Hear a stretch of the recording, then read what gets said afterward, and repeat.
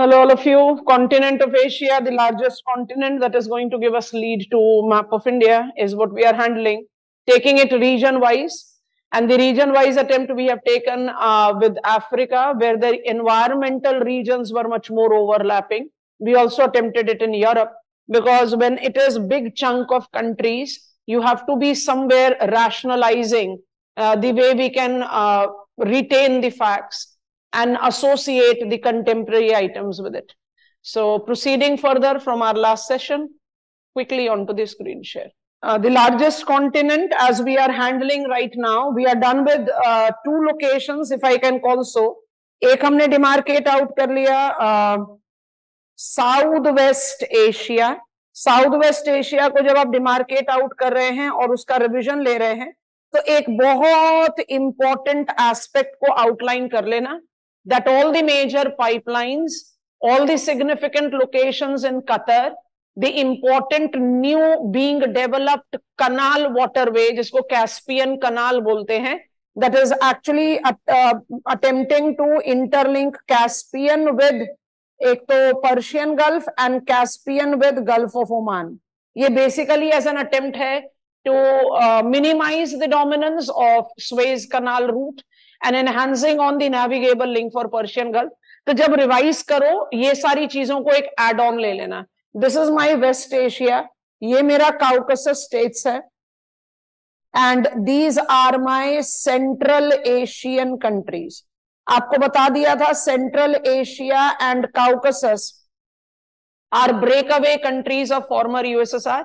और South West Asia में जो दो मेजर पेनिनसुलाज आपको दिखते हैं वो है Asia minor and Arabian peninsula.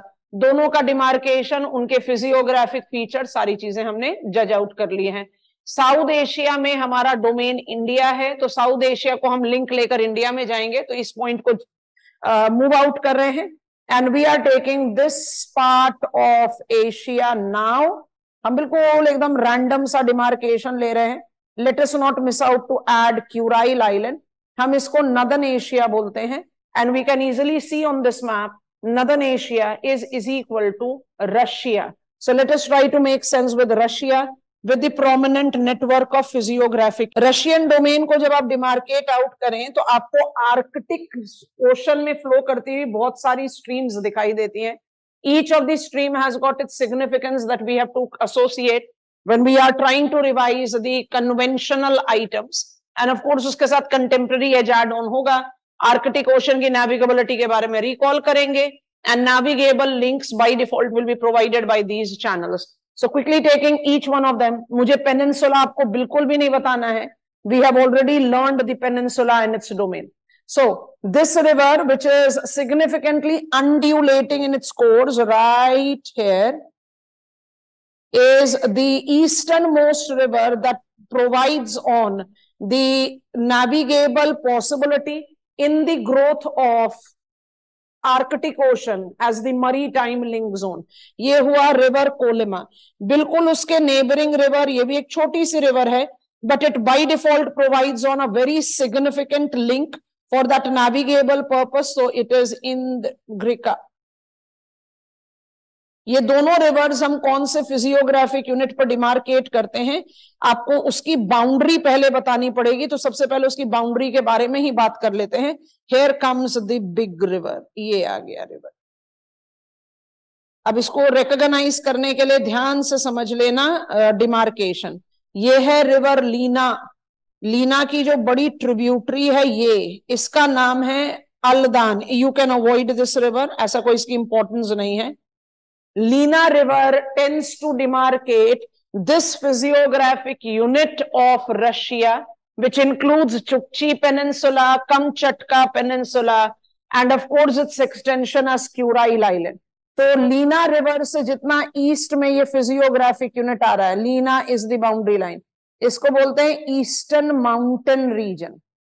Of course, they all are examples of old mountains. जो आपको सबसे इंपॉर्टेंट माउंटेन को रिकॉल और रिटेन करके रखना है वो राइट हेयर है, and it is called Verkhoyansk. Verkhoyansk mountain is identified to be old fold mountain of the world, and Verkhoyansk correlate with a city that is identified to be the cold pole of the world, because we identify it to be relating to the habitation, permanent habitation at temperature near -50 degrees Celsius during winters. River Lena के context में आपने demarcate out करा एक physiographic unit जिसको eastern mountains बोलते हैं, which includes multiple fragmented mountain ranges of this country. अब बहुत ध्यान से नोटिस आउट करेंगे, right there at international boundary between, all तो टोटली कर रहा है रशिया में, बट इंटरनेशनल बाउंड्री के प्रोक्सिमेट है, we have noticed this. Now this is what you have to take into consideration very seriously, क्योंकि इसको पकड़ते ही आप बहुत सारी चीजें पिकअप कर पाएंगे. This is Lake Baikal, because I'll be talking about China later, तो हम यहाँ पर बाइकाल लेक लिख देते हैं. Lake Baikal is blue eye of Siberia. Lake Baikal is the biggest freshwater lake, deepest lake of the world. इसका deepest होने का सीधा लॉजिक है कि ये एक एक्टिव कॉन्टिनेंट रिफ्ट पर लोकेटेड है. It's actually a rift valley in which it is located. और अगर आप अपने स्कूल एटलस में देखोगे -1645 मीटर्स लिखा हुआ है. It is deepest blue I of Siberia. और बहुत ध्यान से नोटिस करोगे लेक बाइकाल के साथ आपको ऑटोमेटिकली एक इंपॉर्टेंट डोमेन दिखाई दे गया, that it is the source of river Lena. Lena is one of the big rivers of Siberia. This is point 1 that you have to notice. Point 2 notice करने के लिए I go back to the color that I am using with river. Notice carefully कि यहां से आपको एक stream दिखाई दे रही है which goes and merges up here. इस river का नाम है river Irtusk. इसको आपको मिस आउट नहीं करना है विद रिवर येनेसी, क्योंकि येनेसी रिवर का जो सोर्स है वो इन माउंटेन से है. So let me first plot river Yenisei. ये बन गई मेरी रिवर येनेसी. नोटिस आउट कर लो, lake Baikal is the source of 2 significant river. Lena by default will take the top slot. Irtysh is tributary of Yenisei. अब ये myth को notice कर लो यहां पर आराम से, इसलिए हाईलाइट कर रहे हैं. Irtush may be a very small tributary. Compared to this, it is called Lower Tungasa. पर मिथ को नोटिस कर लेंगे, Tungasa is not rising from Lake Baikal. Lake Baikal is not showing out with the reference of a river. Irtush की principal stream है. So be cautious with the names that we are taking up. So when I am trying to justify the reference of Lake Irtush, it is correlated with the stream upstream that has been identified as Ankara. तो Ankara जो है इर्तुश की upstream है, principal stream का नाम Irtysh है. So when I talk like Gangotri, Alaknanda, you take up the demarcation and then you justify Ganga, बिल्कुल उसी तरह से. तो प्रिंसिपल स्ट्रीम इर्तुश है.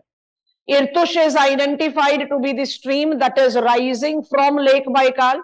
Lake Baikal is the source of many small streams. As your school atlas is reading Ankara, Ankara is the upstream of Irtush. I think that makes sense. When I talk about Yenisei River, it demarcates out the boundary between the second physiographic unit. So ये मेरा पहला physiographic unit था Eastern Mountain. इसको हम बोलते हैं Central Siberian Plateau. So Central Plateau लिख देते हैं. Siberia is what we are taking into account. NCERT information है, conventional information है, but important है. Central Plateau is demarcated of its boundary by 2 rivers. East is Lena, west is Yenisei. Yenisei river का कुछ लेना देना नहीं है lake Baikal से. उसकी ट्रिब्यूटरीज का एसोसिएशन है लेक बाइकाल से, not river Tungasa, because river Tungasa basically correlates with the big tributary of Yenisei, but Lake Baikal से relation नहीं.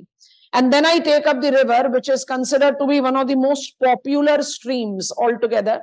And when you try to take up this river, you are justifying it with Irtysh river number 2, and that is the reason I'm emphasizing on Irtysh twice. ध्यान से देखते जाओ और notice करते जाओ. This is the river tributary और ये मेरी river आ रही है main stream. Cautiously notice करेंगे and identify करेंगे.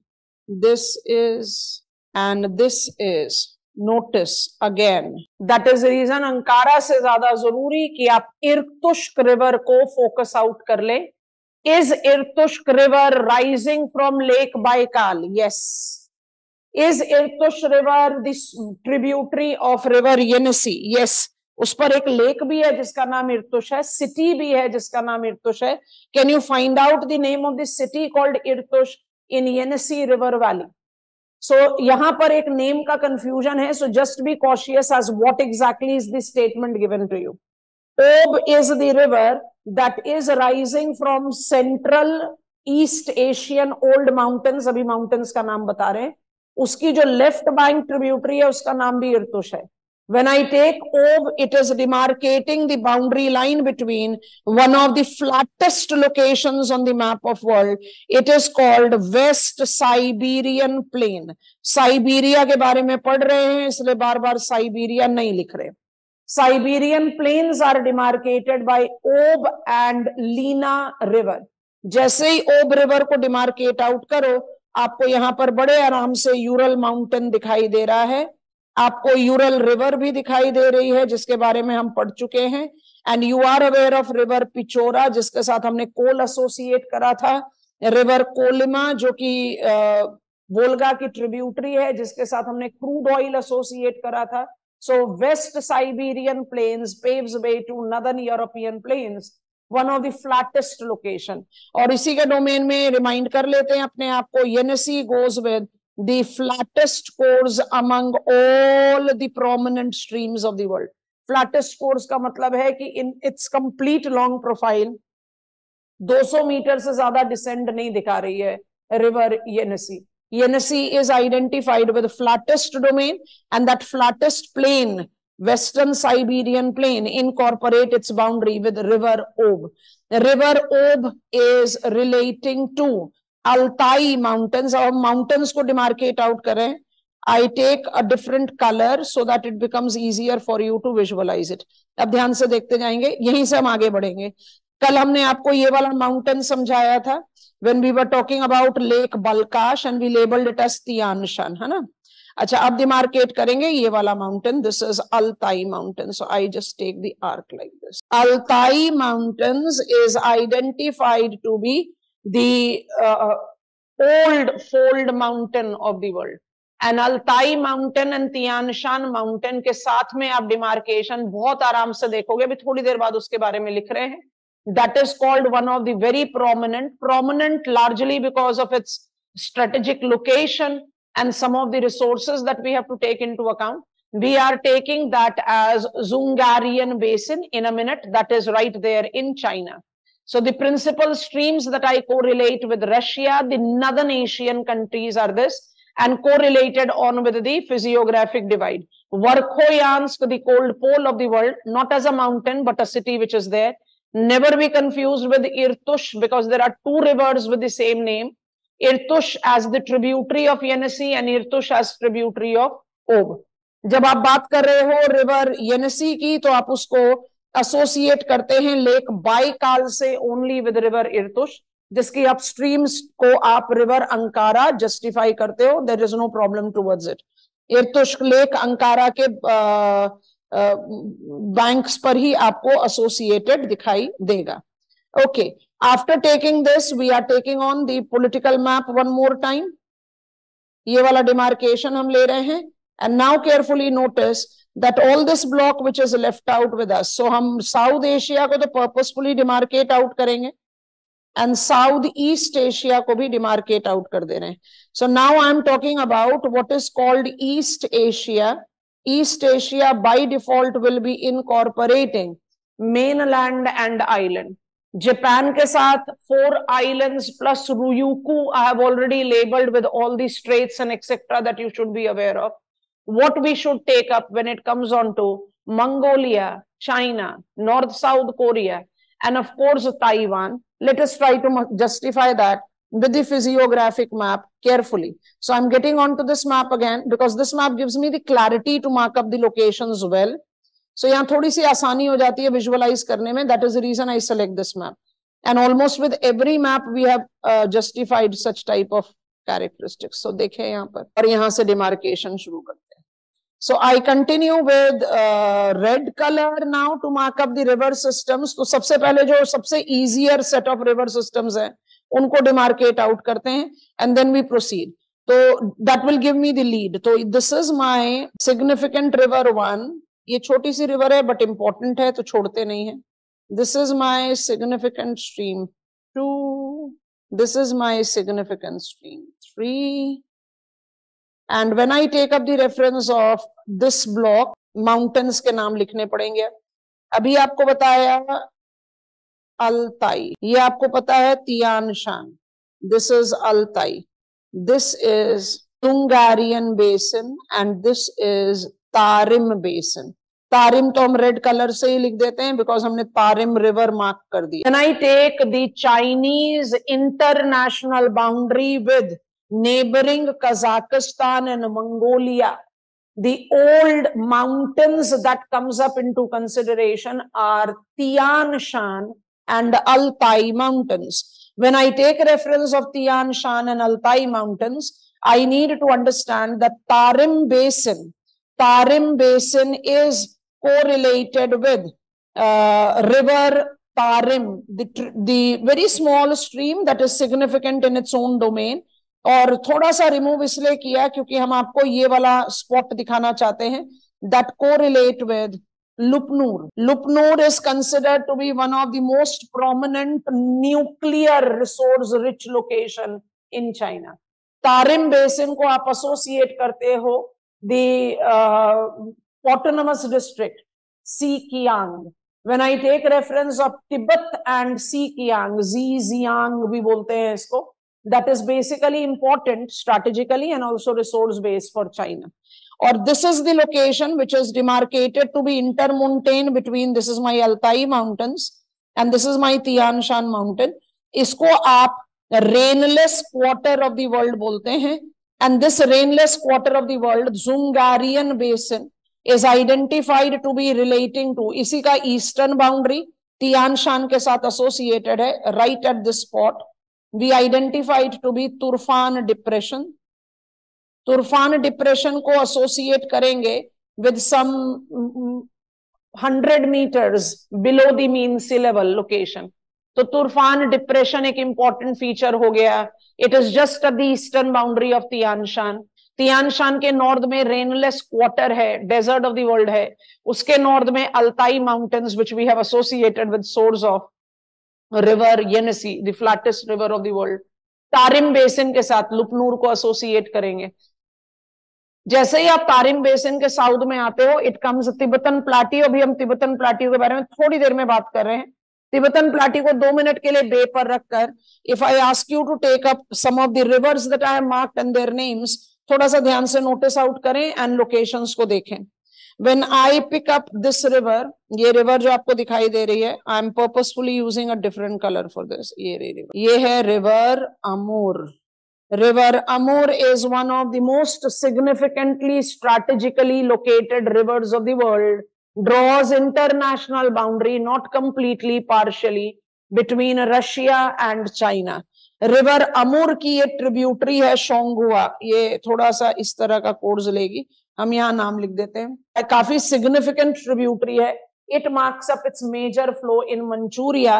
एक्चुअली कोई एग्जैजरेशन नहीं है कि जब हम कहें कि Songhua river is related to, dot मार देते हैं, आपको कलर दिखाई दे ही रहा है. This is Manchurian plain. तो क्या Manchurian plain is developed by river Amur? Answer yes no दोनों हो सकता है, क्योंकि Songhua river is tributary of Amur. And you can notice that there are dense network of the streams that can be identified in this location. I hope it is comfortable.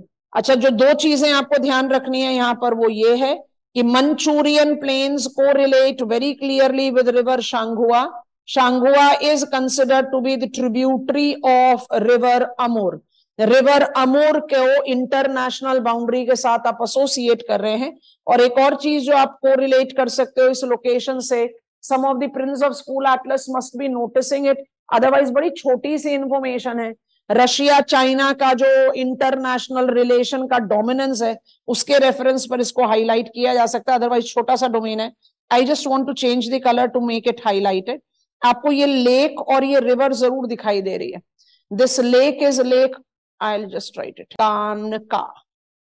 और ये जो river है इसको बोलते हैं उसूरी river. थोड़ा सा अगर दिमाग पे मैप पर टसल डालो तो दिखाई देगा कि रिवर अमुर के साथ रिवर उसूरी भी डिमार्केट करती है international boundary between Russia and China. Lake कनका is considered to be at transit. It's an international lake in between China and Russia. छोटे साइज का है बट स्ट्रैटेजिकली सिग्निफिकेंट है। तो मंचूरियन प्लेन के साथ आप रिवर अमुर को एसोसिएट कर सकते हैं, बिल्कुल कर सकते हैं, लेकिन रिवर अमुर को एसोसिएट करना है with reference to its tributary called Songhua. अच्छा, अब इसके बाद जब आपको ये रिवर्स हमने मार्क करके बताए हैं, इनको इनके बारे में बताएं, तो this is my Bohai stream, इसलिए इस गल्फ को बोहाई गल्फ भी बोलते हैं। दिस इज माई हवांग हो, हवांग ही भी बोलते हैं इसको। Yellow river of China, this is my Chang Jiang river. Chang Jiang is popularly called यांगसे river. और यहीं से आप शुरुआत करना, देख लीजिए कि जब when I talk about the great Chinese plain, number 1 it is different from Manchurian plain. Number 2, it is related to Hwanghe River and Changjiang River. So this is Great Chinese Plain. Great Chinese Plain को Northern Chinese Plain भी बोलते हैं। And if you can recall, I have given you a lead already in the beginning. It is Changjiang या Yangtze River, जिसको आप Red Basin के साथ associate करते हैं। क्या चाइना की यही रिवर्स इंपॉर्टेंट है? नहीं, एक और रिवर को आप रिकॉग्निशन दे सकते हो, right here, and the name of the river is Sikiang. कुछ कुछ स्कूल एटलसेस में लिखा होगा जीजियांग, दोनों लिख दिया हमने। यहाँ पर है ग्वंजाओ, यहाँ पर है शंघाई, यहाँ पर है Beijing. So these are the important cities that I correlate. But notice करना, Zhejiang is not located in Great Chinese Plain, Northern Chinese Plain. It is related to Southern Chinese Plateau. और ये Southern Chinese Plateau का जो ये वाला extension है, इसको आप बोलते हैं यूनान प्लाट्यू। तो यूनान प्लाट्यू बेसिकली सिर्फ चाइना में कन्फाइन नहीं होके थोड़ा सा उसका एक्सटेंशन आपको बहुत आराम से दिखाई दे जाता है towards neighbouring Vietnam, towards neighbouring Myanmar. You have to take that demarcation. So Vietnam के नॉर्थ में, म्यांमार के ईस्ट में वाला रीजन कोराट प्लाट्यू बोलते हैं, भी थोड़ी देर बाद बता रहे हैं। सो ओके, चाइना का जब डोमेन ले रहे हो तो फिजियोग्राफिक यूनिट्स क्या हो गई? अल्ताई माउंटेन के साउथ में रेनलेस क्वार्टर, तियानशान के साउथ में तारिम बेसिन, तारिम बेसिन के साथ आपने लुपनूर एसोसिएट करा है, तियानशान के साथ तुर्फान डिप्रेशन एसोसिएट करा है। चाइनीज प्लेन माने मंचूरियन प्लेन, मंचूरियन प्लेन मतलब Songhua river basin. This has to be taken very cautiously. Great Chinese plain में आप हवांगो एंड चांगजियांग रिवर के साथ एसोसिएशन लेते हो, and you don't take Sikiang या जीजियांग रिवर, वो सदर्न प्लेट्यू के साथ जा रहा है। Now before I talk about anything else, I just want to take up this zooming up Tibetan plateau, और थोड़ा सा नोटिस करेंगे because this is how we can get on to the understanding of rivers। अब मुझे थोड़ा सा clarity के साथ मार्क करना पड़ेगा, नहीं तो we will not be in the position of evolving out the location। थोड़ा सा मार्कर को थिन कर दिया। अब ध्यान से देखो, अगर ये मेरा रिवर सिस्टम का डिमार्केशन ले, because you have to understand we are talking about third pole of the world. हम सारी रिवर्स को तो नहीं ले रहे, बट जो कुछ इंपॉर्टेंट स्ट्रीम्स हैं उनके बारे में। तो ये तो मेरी सांगपो रिवर है, जिसको हम इंडिया में दिहांग बोलते हैं। ये मेरा इरावदी रिवर है। इरावदी रिवर के लिए आपको डिमार्केट करना है ये स्ट्रीम, जिसको आप बोलते हैं छिंदबिन। जो आप इंडिया के साथ कलादान रिवर नेटवर्क के बारे में बात करते हो, वो छिंदबिन की ट्रिब्यूटरी है। And if you try to see Irrawaddy, अगर हम इसको पूरा कोर्स हाईलाइट करें तो आपको दिखेगा that it is rising from Tibetan plateau. Irrawaddy के ईस्ट में जो ये रिवर है, इस रिवर को हम कहते हैं सालवीन रिवर। सालवीन रिवर को ध्यान से देखो, इसका तिब्बतन प्लेट्यू से कुछ खास लेना देना नहीं है। सालवीन रिवर के ईस्ट में ये रिवर है, इसका नाम है चाओ Phraya. Chao Phraya River is the biggest river of Thailand and it is rising from Tibetan Plateau. इसके अलावा हमारे मार्कर के बीच में जगह थोड़ी सी कम बच गई है, otherwise you can take up this river is also having its source from here. This is river Mekong. Mekong River is the lengthiest river of Southeast Asia and it is also marking its source from Tibetan Plateau. और यहाँ पर network खत्म नहीं होता. You can see that Tibetan plateau incorporate source of river Indus. वो हम अभी थोड़ी देर बाद इंडियन कंटेक्स्ट में बात कर लेंगे, तो we are not taking that into account. Tibetan plateau is third pole of the world. It is third pole of the world because of its height. It is 4,900 meters tall plateau. It lies to the lee side of Himalayas. It has got more than 7,000 glaciers. It is an excellent example of intermontane plateau that is source of biggest rivers in East, South and Southeast Asia. East Asia की बात करें तो सबसे पहले Changjiang बोलना चाहिए because it is lengthier river than हवांगो river. Southeast Asia की बात करें तो सबसे पहले नाम लेना चाहिए Mekong river. It is the lengthiest river of Southeast Asia. उसके बाद आप चाओ फ्राया भी लो, उसके बाद आप इरावदी रिवर भी लीजिए. डू रिमाइंड साल्वीन का सोर्स नहीं है तिब्बतन प्लाट्यू से. When I talk about South Asia, I am talking about two big rivers of our country itself, Sangpo, Dihang and Indus. That is the point we justify that Tibetan Plateau, the third pole of the world, source of some big rivers of the world, is by default a significant location. 7,000 glaciers and its location by default makes it a significant location altogether. So जब आप Chinese river के बारे में बात करते हैं तो आप हवांगहो रिवर एंड यांगत्से रिवर से थोड़ा सा ओवर इन्फ्लुएंस होते हो. लॉजिक है, ओवर इन्फ्लुएंस होना चाहिए, but it is not the only rivers that what you need to understand. Okay, when I talk about the big river systems in Asia, these are the important locations and the resources that you take into account. And when I'm talking about the bigger lakes of Asia, so we have taken that domain.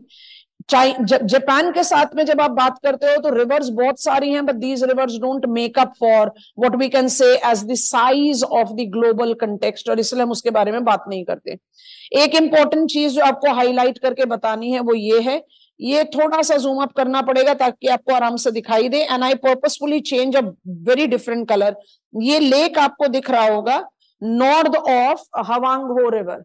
North of Hwang Ho, ये Hwang Ho river से associated नहीं है, ये एक अपने आप में एक सेपरेट रिवर है जो आप तिब्बतन प्लाट्यू के ईस्टर्न मार्जिन में डिमार्केट कर सकते हो. इस लेक का नाम है Qinghai lake. I think it will be given in most of the school atlases. And interestingly ये एक सॉल्ट वाटर लेक है, फ्रेश वाटर लेक नहीं है. एक जो जनरल मिथ जाता है क्विंगहाई रिवर के साथ, that lake के साथ, I'm sorry, that it is related to Hwanghi river basin, that is not the case. वो थोड़ा सा उसके रिपेरियन एरिया में जरूर पड़ जाता है, बट उससे रिलेटेड नहीं है. Secondly, when I have to take up the reference of this biggest river of China that is called Changjiang और Yangtze, इसके चाइनीज प्लेन में ये जो दो लेक्स आपको दिखाई देते हैं बड़े पॉपुलर हैं और हमारे सारे स्कूल एटलसेस में दिखाई देते हैं. This is Dongting Hu and this is Poyang Hu. ये नेचुरल लेक्स नहीं है, ये रिजर्वॉयर्स हैं into the biggest river of China. ये नेचुरल लेक्स नहीं है, so you have to take that into account. अच्छा, एक और चीज अगर आप नोटिस करोगे तो we have got a river. हमने इस रिवर को मार्क नहीं करा है, आपको इसके बारे में बता चुके हैं ऑलरेडी. इसका सोर्स तिब्बतन प्लाट्यू से एब्सोल्युटली नहीं है. इस रिवर को रिवर तोंग बोलते हैं, तोंगकिंग. तोंगकिंग रिवर फ्लोज और makes it's delta in northern Vietnam, और तोंगकिंग रिवर का निक नेम रेड रिवर भी है. रेड रिवर के साथ रेड बेसिन को एसोसिएट करना चाहिए, बट हम रेड बेसिन चांगजियांग रिवर के साथ एसोसिएट करते हैं. I have told you that already when we were talking about the fertile plains of the world in our study of map. So principal streams के बारे में तो हम समझ गए. आपको शांगुआ रिवर की क्लैरिटी बता दी, इरतुश रिवर की क्लैरिटी बता दी, because they create confusion when you get on to the multiple choice questions. Okay, now what I do is I just quickly get on to the political map for a while. ध्यान से यहां पर देखो, जब आप south East Asia के बारे में बात कर रहे हैं, I am going very rough, not absolute. ये आपने टोंकिंग रिवर मार्क करा था, ये आपने मार्क करा था Mekong river, this was the river that you have marked as Chao Phraya, ये आपकी सालवीन रिवर है और ये आपकी इरावदी रिवर है। इरावदी रिवर की ट्रिब्यूटरी है छिंदविन। तो आपको बड़े आराम से दिखाई दे गया कि टोंगकिंग रिवर है Vietnamese river, Mekong river rising from international stream हो गई, rising from Tibet draws international boundary between Thailand Laos, drains via Cambodia, has got its mouth in Vietnam. And you have to understand that Phnom Penh of Cambodia and Ho Chi Minh City of Vietnam दोनों के दोनों associate करते हैं मीकोंग river से। Bangkok of Thailand is located with चाओ Phraya, gulf of Thailand उसका mouth है। सालवीन और इरावदी के बारे में आपको समझा दिया। This is how you take up the South East Asian location. जब आपको this is the Sikiang river, और ये जो आपने ये वाला प्लाट्यू रीजन को डिमार्केट करना है ना, इस प्लाट्यू रीजन को आप बोलते हैं यूनान प्लाट्यू। अच्छा, अब ध्यान से देख लो क्योंकि उधर मैप में क्लैरिटी नहीं दिख रही थी। दिस इज यूनान प्लाट्यू, और इस यूनान प्लाट्यू को जब आप एक्सटेंड आउट करते हो टुवर्ड्स साउथ, मतलब जब आप इसको वियतनाम और लाओस में ले जाते हो, सेम प्लाट्यू है, ब्लैक सॉइल रीजन वाला प्लाट्यू है, इसका नाम आप कहना शुरू कर देते हो कोराट प्लाट्यू। तो Korat plateau is extension of Yunnan plateau in South East Asia. Korat plateau is Yunnan plateau's extension in northern Vietnam Laos. Myanmar में नहीं, आपको डिमार्केट करके बता दिया था, इंडो चाइना पेनिनसुला है in the introduction. I am on this map because of this purpose, so I just remove it out. Clarity of international reverse बता दिया है। अब जरा बहुत ध्यान से देखें, I call them kite countries because of their shape. ये आपका म्यांमार का टेरिटरी दिख गया और ये आपका थाईलैंड का टेरिटरी दिख गया। इसमें आपको यहां मरग्यूई आर्चिपेलागो बताया था that you can easily associate with Myanmar. अच्छा, यहां से आप शुरू करते हो, बहुत ध्यान से देखेंगे, दिस इज द स्पॉट, इसको बोलते हैं इस्तुमस ऑफ क्रा।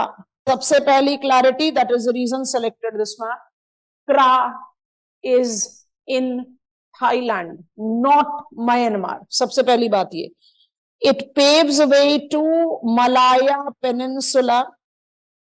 मलाया पेनिनसुला के साथ आप हमेशा एसोसिएट करते हो Strait of Malacca trade route, इसको ट्रांस केप रूट भी कहा जाता है इस पर्टिकुलर रीजन में। इस्तुमस ऑफ क्रा को ड्रैग करके हम अब क्रा कनाल इवॉल्व कर रहे हैं। Kra canal is going to be an alternative route to the trans cape या strait of Malacca route. Chinese domain है, India is also very strongly supporting it, क्योंकि हमारा distance from Pacific will be significantly decreased if I take the utility of Kra Canal. So Kra Canal is in Thailand. It's not in Myanmar. Myanmar की territory के south में है। मरग्यूई peninsula और मरग्यूई islands जो हैं वो बिलोंग करते हैं म्यांमार को। ये एक पॉइंट का क्लैरिटी रखेंगे। आपको बता दिया था दिस इज योर मीकोंग डेल्टा, जहां पर आपको हो ची मिंग सिटी को नोटिस करना चाहिए। Ho Chi Minh City, apart from being a very significant port in the Trans-Pacific route, is also having fertile deltaic plain. Cambodia के नोम पेंग के साथ एक जो आप मीकोंग का वैली जज कर रहे हो, यहाँ पर इस रीजन का, अदरवाइज तो बहुत छोटा सा है, बट इस रीजन का एक बड़ा मेजर फ्रेश वाटर लेक आप कह सकते हैं। And this freshwater lake is called Tonle Sap. ये actually nurtured by, flourished by Mekong River itself. So Cambodia, Phnom Penh and Tonle Sap is sufficient reference that we apply. Mind it, they are not big size lake to be talked about. in the global domain, but yes, it is there. Southeast Asia में जब आप islands के बारे में बात करते हो, मेरे ख्याल से हमने आपको almost सब कुछ समझा दिया है इसके बारे में. चाहे आप सुमात्रा आइलैंड को लें, चाहे जावा को लें, एंड स्ट्रेट सुंडा स्ट्रेट का डिमार्केशन करें. तिमोर में दिल्ली विद तिमोर लेस्टी को डिमार्केट आउट करो. सुलावेसी बताया था that we take up Celebes Sea here. I hope you are recalling. And then we have Moluccas Sea here, Java Sea north of Java. I have told you Celebes north of Celebes Island, which is also called Sulawesi. So you are aware of it. पूरा का पूरा Indonesian island जो है ये बिल्कुल demarcate होता है with the chain of young fold mountains, और यहीं पर आपका सबडक्शन जोन के साथ सुंडा ट्रेंच है जिसके बारे में हमने ऑलरेडी बात कर ली है. Irian Jaya बता दिया है आपको. You are aware of the names of Philippines Islands altogether. When I talk about Asia and take up the countries that are correlated with the least recognized economic political domain, वो Mongolia है. Mongolia के बारे में ज्यादा कुछ बात करने के लिए तो नहीं है, लेकिन I can easily understand that Mongolia, which is considered to be the part and parcel of East Asian country, is the landlocked country that is largely with unfavorable physiographic unit or physiographic characteristics. इसकी physiography को थोड़ा जज करने के लिए इधर आते हैं और ध्यान से नोटिस आउट करते हैं कि बाइकाल लेक के साउथ में जो ये आपको सारा टेरिटोरियल स्ट्रेच दिखाई दे रहा है, ये पूरा प्लाट्यू रीजन यहां पर आपको क्लैरिटी से दिखाई देगा. तो अल्ताई माउंटेन्स का भी सपोर्ट ले लो एंड बाइकाल लेक का भी ले लो. तो अल्ताई माउंटेन्स के सपोर्ट के साथ और बाइकाल लेक के साथ हाउ डू वी एसोसिएट, ये देख लो. ये पूरा का पूरा मंगोलियन प्लाट्यू. मंगोलियन प्लाट्यू का ये जो टॉलर हिस्सा है इसको बोलते हैं कोबदो प्लाट्यू. है तो सारा प्लाट्यू. सो मंगोलिया कोबदो के साथ जाता है, कोराट के साथ नहीं जाता. Korat is in South East Asia. Kobdo plateau. If examiner gives me Mongolian plateau तो आंख बंद करके भी आंसर में आ गया. Kobdo plateau is the high elevated part of western Mongolia. एकदम लैंडलॉक्ड है. Unfavourable physiography climate, principally known for its livestock ranching, yak like animals. It doesn't have much of say agricultural and industrial domain associated. Circum-Pacific ring of fire makes Japan the example of the country that is experiencing earthquake very frequently. And right here in Japan I have Mount Fuji-shan, which is considered to be the tallest peak of this country. And Mount Fuji-shan, से Fuji भी बोलते हैं, is the active volcano of the country. Mount Mount Raikoke and Mount Kulchev Sakya आपको पहले ही बता दी. I can now safely take you to South Asia. When you get on to South Asia and try to study out the locational characteristics of it, एक सबसे पहले अपने दिमाग में बात डाल लेना और उसके बाद फिर हम आगे बढ़ते हैं to add on the things. So South Asia is Pakistan, India, Nepal, Bhutan, Bangladesh is Indian subcontinent. And as soon as I add Sri Lanka and Maldives, I call it South Asia. तो South Asia की equation बन गई Indian subcontinent plus island country. And when I talk about islands of South Asia, by default, Indian unions, Andaman Nicobar Islands and Lakshadweep becomes the constituent of the island group. तो अगर Indian सब continent की बात करते हैं तो उसके पीछे लॉजिक है मेन लैंड का. Indian subcontinent is mainland. तो Andaman Nicobar island and Lakshadweep politically part of Indian union will not be related to Indian subcontinent. Politically तो इंडिया का ही पार्ट है, लेकिन जब आप उसको ज्योग्राफिकली या फिजियोग्राफिकली कहोगे तो you will say no it is not mainland, so I should not consider it as Indian subcontinent. पहला ये पॉइंट हो गया. Before we go on to all the references right here, एक जल्दी से ये सारा हॉच पॉच हटाकर आपको जो कन्वेंशनल पॉइंट है वो बता दें. इसको मिस आउट नहीं करना चाहिए. इस मैप में बड़े आराम से दिखाई दे रहा है, तो आई think it will help us.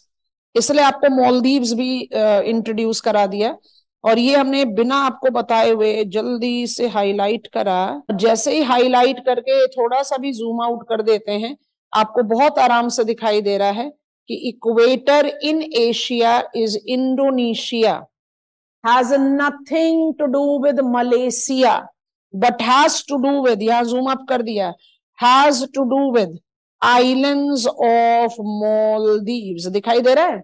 So nutshell equator Asia के कौन से दो कंट्रीज से पास होती है? मालदीव्स एंड इंडोनेशिया, और कुछ नहीं। सो एक तो पॉइंट ये डिमार्केट कर लो before I take you to South Asia. South Asia से हम आपको इंडिया में ले जाएंगे। अब हम दूसरा जल्दी से ब्लैक मार्कर से डिमार्केट आउट कर रहे हैं, ट्रॉपिक ऑफ कैंसर हो गया हाई, अब हाईलाइट हो गया तो जरा जूम अप कर लेते हैं। 23.5 डिग्रीज नॉर्थ।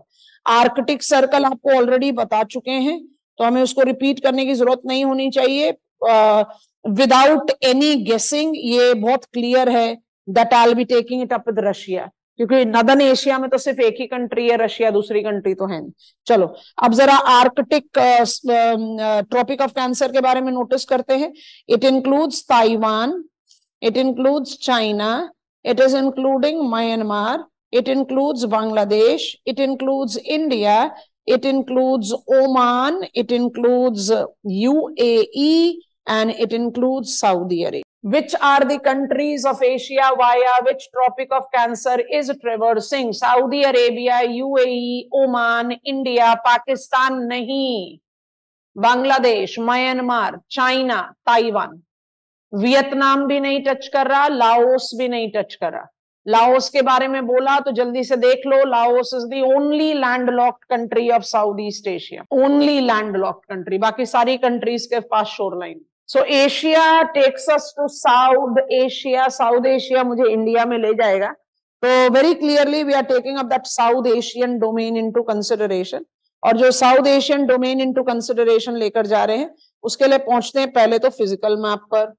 फिजिकल मैप में सारे हॉच पॉच को रिमूव आउट करते हैं। So we take the demarcation of India and Indian boundary with reference of Pamir, और इसके साथ आप आउटलाइन करें ये माउंटेन रेंज जिसको हमने स्पेसिफिकेशन नहीं दिया, ये माउंटेन रेंज जिसके बिना हमारा काम बनेगा ही नहीं। इसके बारे में थोड़ी सी कल बात कर ली थी। तिब्बतन प्लाट्यू हम सब जानते हैं। पाकिस्तान में आया सुलेमान रेंज। पामीर नोट के साथ जब आप एसोसिएट करते हो कुनलुन शान माउंटेन्स, आप यंग फोल्ड माउंटेन की बात कर रहे हैं। कुनलुन शान माउंटेन के नॉर्थ में आपको छोटे छोटे old fold mountain as Altun, Tian, Altai सब पढ़ चुके, उसके बारे में बात नहीं कर रहे। When I take up this bend, आप में से कई लोगों ने मुझसे वाला क्वेश्चन पूछा, शायद आपके यूपीपीसीएस में क्वेश्चन आया हुआ था।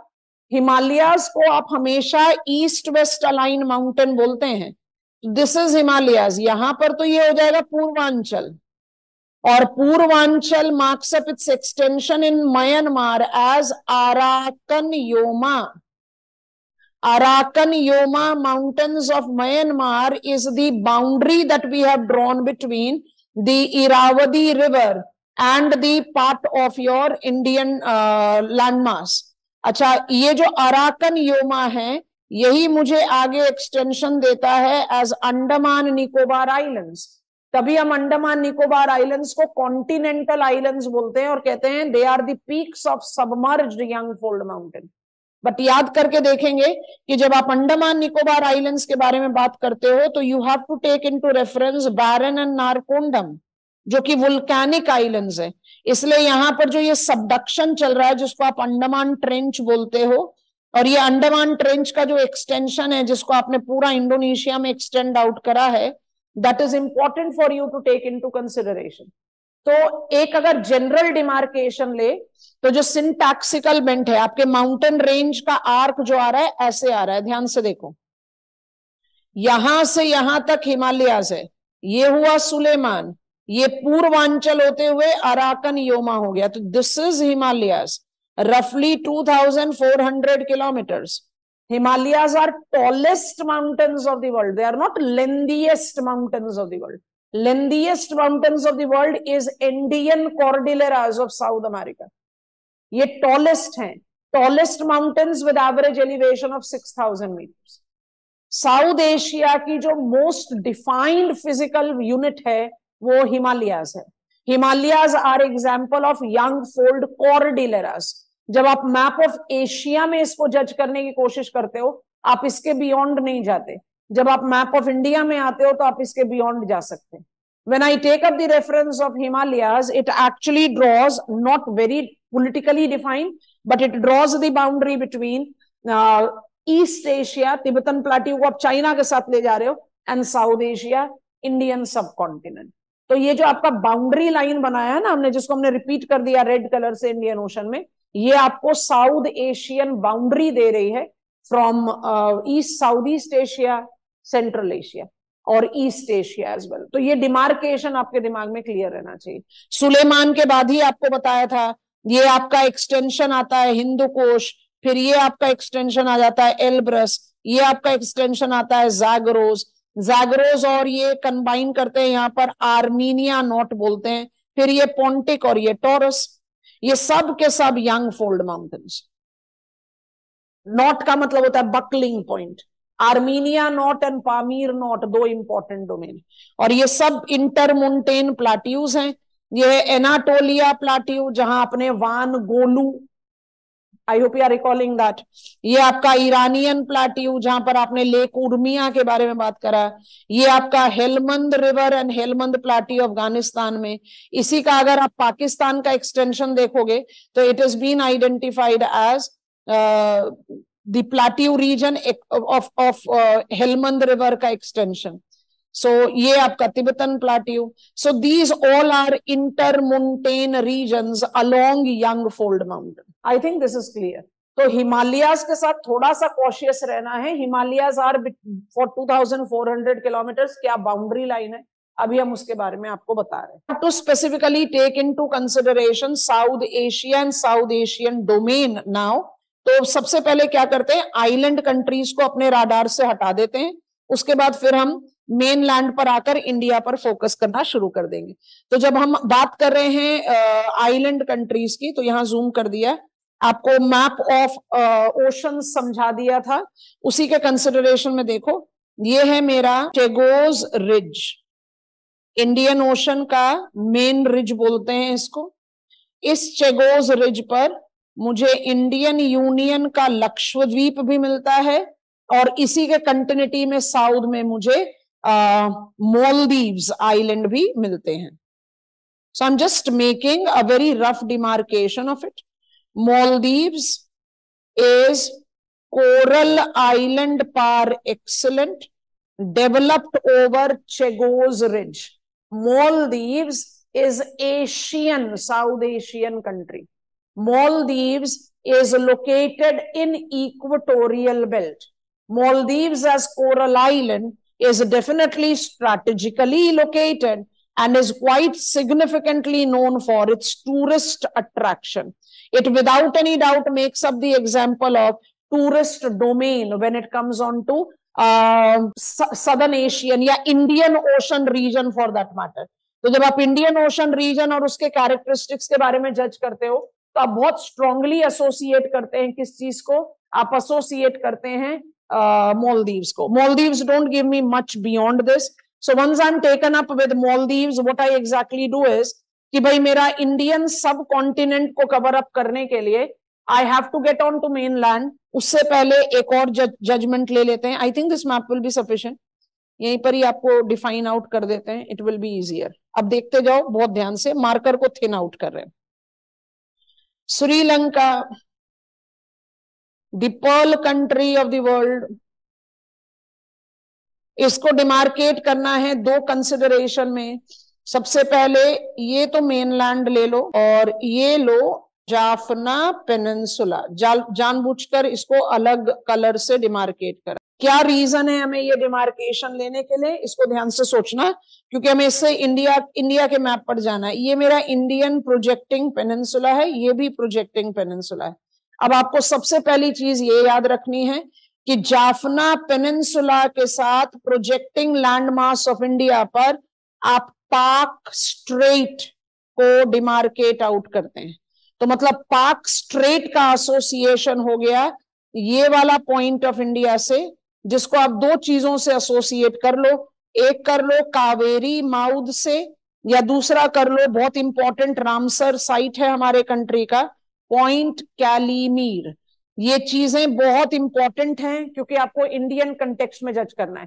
तो पाक स्ट्रेट कहां पर है? जाफना पेनिनसुला एंड पॉइंट कैलीमीर के साथ में। और ये जो आपने प्रोजेक्टिंग डिमार्केशन दिया है, ये एक्चुअली, कलर चेंज करके बता देते हैं, ये एक्चुअली जा रहा है रिवर वाईगाई के साथ। एंड रिवर वाईगाई के साथ जब आप इसको यहां पर टच आउट कर रहे हो, ये मेरा पंबन आइलैंड है जो इंडियन डोमेन में पड़ता है, और इसी के आगे एडम्स ब्रिज है जिसको आप कहते हैं Rama Setu also. So that is where we are demarcating, इसी से डिमार्केशन ले रहे हैं। कलर चेंज करके लिख देते हैं, ये सारा का सारा water body north of Adam's Bridge, इसको आप क्या नाम देते हो? इसको आप नाम देते हो Palk Bay. I hope it is visible. और ये जो साउथ में है, ये पहले भी मार्क करा है आपके सामने, ऐसे ऐसे करके शेड कर देते हैं, इसको आप कहते हो गल्फ ऑफ मन्नार। तो be very clear in demarcating out. ये गलत है कि आप एडम्स ब्रिज के साथ पाक स्ट्रेट एसोसिएट करते हो ना। Adam's Bridge is the boundary demarcating Palk bay and gulf of Mannar. Palk bay का जो नैरोएस्ट आर्म है जो कनेक्ट करेगा पाक बे को बे ऑफ बंगाल से, उसको आप कहोगे। अब श्रीलंका या श्रीलंका के फिजियोग्राफिक यूनिट के बारे में बात करते हैं तो you have to take into consideration कि श्रीलंका का सारा फिजियोग्राफिक डोमेन जो है वो एसोसिएट होता है इंडियन प्लाट्यू के कैरेक्टरिस्टिक्स से। सो it is the country that is known for radial drainage. ये इसका नदन प्लेन है, और रेडियल ड्रेनेज में जो ये सेंट्रल अपलैंड है, they are nothing but the extensions of shield. Climatic condition ऐसा है कि रबर, स्पाइसेस और टी प्रोडक्शन के लिए एसेंशियली जाना जाता है। And if I have to take anything much more defined, बहुत जूम अप करना पड़ेगा। यही एडम्स ब्रिज के साथ जो आपका डिमार्केटेड लाइन है जो श्रीलंका में पड़ता है, ये वाला डॉट मार्क कर दिया और यहां लिख दिया, इसको पॉपुलरली बोलते हैं पर्ल बैंक। पर्ल बैंक इसलिए बोलते हैं क्योंकि पर्ल फिशिंग काफी डोमिनेंट है यहाँ पर। तो श्रीलंका को पर्ल कंट्री साउथ एशिया का इसलिए भी बोला जाता है क्योंकि Sri Lanka has got the shape of a pearl more or less, and it is also related very clearly with pearl fishing. Pearl fishing का डोमेन दोनों ही है, पाक बे भी है और Gulf of Mannar. South Asia relates to Maldives. Maldives is the coral island on Chagos ridge, and Sri Lanka physiographically known for northern plains and the central upland. Central upland बिल्कुल जैसे हमारे कंट्री में छोटा नागपुर प्लाट्यू है ना, वैसा है, एकदम old plateau. And radial drainage, वहीं से सारी नदियां जो है वो चारों दिशा में जा रही हैं। जाफना पेनिनसुला के साथ आप एसोसिएट करते हो पाक स्ट्रेट को। I think this is sufficient when it comes on to the islands of South Asia. अब इसके बाद जब आप बाकी कंट्रीज के बारे में बात करते हो, वो इंडियन सेंट्रिक डोमेन में स्टडी आउट हो जाता है। जैसे आप इंडस रिवर लो तो पाकिस्तान कवर हो जाएगा, पद्मा जमुना लो तो बांग्लादेश कवर हो जाएगा। तो that gives me the continuity with land mass of India. Indian subcontinent includes Pakistan, of course, India, Nepal, Bhutan, and Bangladesh. Island countries we are done with. I hope this was again an enriching session that helped you in revising the things well. दो चीजें आपको बताई हैं। एक, when you take up the reference of the contemporary items, largely with West Asia, आपको थोड़ा सा cautious focal point of the cities लेना चाहिए, specially with Qatar, end of course with the geopolitical sensitivity of Iran. और Iran का जो important location है canals का, उसका रेफरेंस ले लो। Pipeline references you don't need to get on to. हमने आपको 2-3 पाइपलाइन यूरोप में भी समझाई, वहां पर भी आपको ये नहीं बताया that you need to remember the names of the pipeline, rather you should remember the locations and how they are been interrelated. तो ऐसे करके रिवाइज कर लेना।